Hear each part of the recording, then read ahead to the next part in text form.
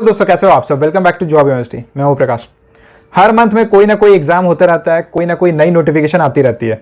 तो बहुत सारे कैंडिडेट्स इस बात को लेकर कंफ्यूज है कि किस एग्जाम की तैयारी करनी चाहिए, क्योंकि किसी एग्जाम को फोकस करके जैसे ही प्रिपरेशन स्टार्ट करते हैं पता चलता है एक नोटिफिकेशन आ गई।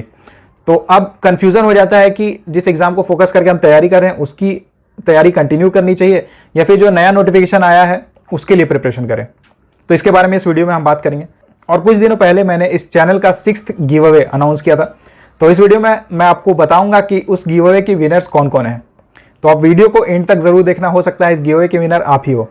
लेकिन वीडियो शुरू होने से पहले अगर आप चैनल पर नए हो तो चैनल को सब्सक्राइब कर लेना और बेल आइकन प्रेस करके ऑल सेलेक्ट कर देना, ताकि मेरी सारी वीडियोस की नोटिफिकेशन आपको टाइमली मिलती रहे। देखिए, अभी जो मेन बैंकिंग एग्जाम्स होने वाली है वो है IBPS RRB PO, IBPS RRB clerk, then IBPS PO, IBPS clerk, SBI PO, SBI clerk, and अगर आपने बीटेक वगैरह किया हुआ है तो IBPS SO।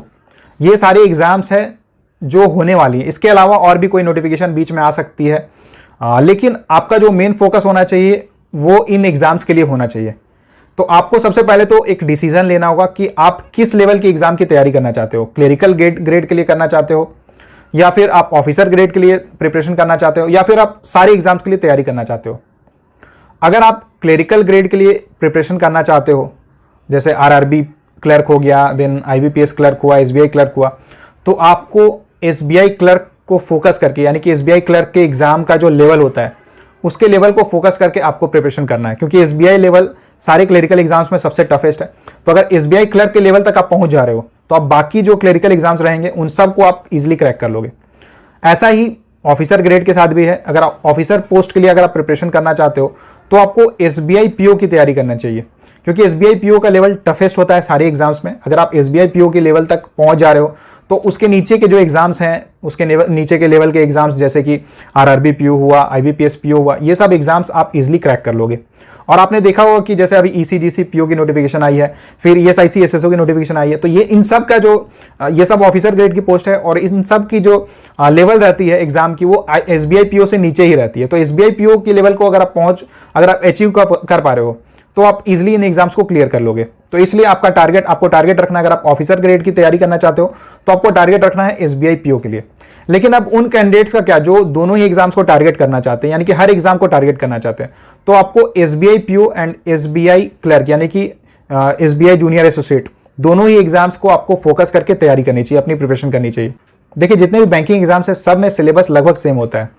Quant, reasoning, English and general awareness, यही 4 मेजर सेक्शन है जिससे क्वेश्चंस पूछे जाते हैं। इसके अलावा मेंस में कंप्यूटर नॉलेज की क्वेश्चंस पूछे जाती है।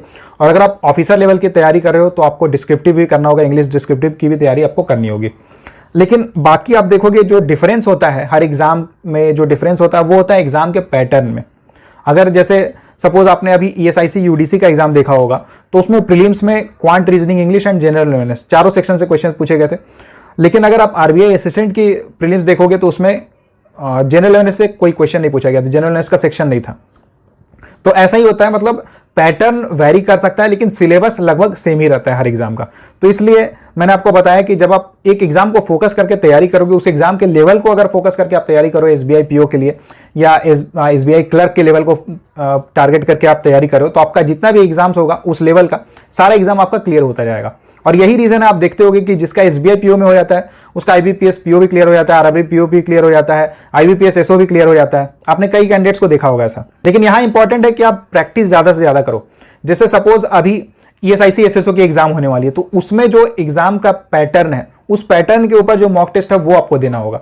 IBPS RRB PO होने वाला है तो उसके ऊपर जो एग्जाम का पैटर्न, उसका जो एग्जाम का पैटर्न है उसके जैसा जो मॉक टेस्ट होगा वो आपको देना होगा, ताकि आप खुद को एनालाइज कर सको कि किस किस सेक्शन से क्वेश्चन पूछे जा रहे हैं, कितने क्वेश्चन पूछे जा रहे हैं और आप कितने समय में उतने क्वेश्चन को सॉल्व कर पा रहे हो। तो ये खुद को एनालाइज करने के लिए, सेल्फ एनालाइजेशन के लिए मॉक टेस्ट देना जरूरी है। तो आप चाहो तो कोई जो एनुअल पैकेज रहता है मॉक टेस्ट का वो आप परचेज कर सकते हो, वो आपके लिए ज्यादा बेटर रहेगा, क्योंकि उसमें जितने भी एग्जाम्स रहते हैं वो सारे कवर हो जाते हैं। या फिर अगर आपको इंडिविजुअल टेस्ट पसंद आता है कि इंडिविजुअल मॉक टेस्ट अलग अलग इंस्टीट्यूट्स का, तो वो आप ले सकते हो।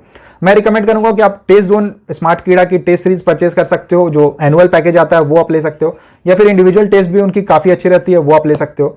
और अगर आप जॉब 10 कोड यूज करोगे तो आपको एक्स्ट्रा 10% डिस्काउंट मिल जाएगा। चलिए अब मैं आपको बताता हूँ 6th गिव अवे के विनर्स कौन कौन है। तो हमारे सबसे पहले विनर है मनोज MB। तो आपको बहुत बहुत कंग्रेचुलेशंस। और हमारे दूसरे विनर हैं अंशिका गुप्ता, तो आपको भी बहुत कॉन्ग्रेचुलेशंस। और मैंने आपको बताया था जो सिक्स्थ गिव मैंने अनाउंस किया था, उसमें मैंने बताया था कि 2 लोगों को मैं सिलेक्ट करूंगा और उन्हें मिलेगा टेस्ट जोन की तरफ से जो भी आपको मॉक टेस्ट चाहिए वो कंप्लीटली फ्री ऑफ कॉस्ट। लेकिन एक और पर्सन है जिन्हें मैंने चूज किया है और वो है मनीषा वाधवा।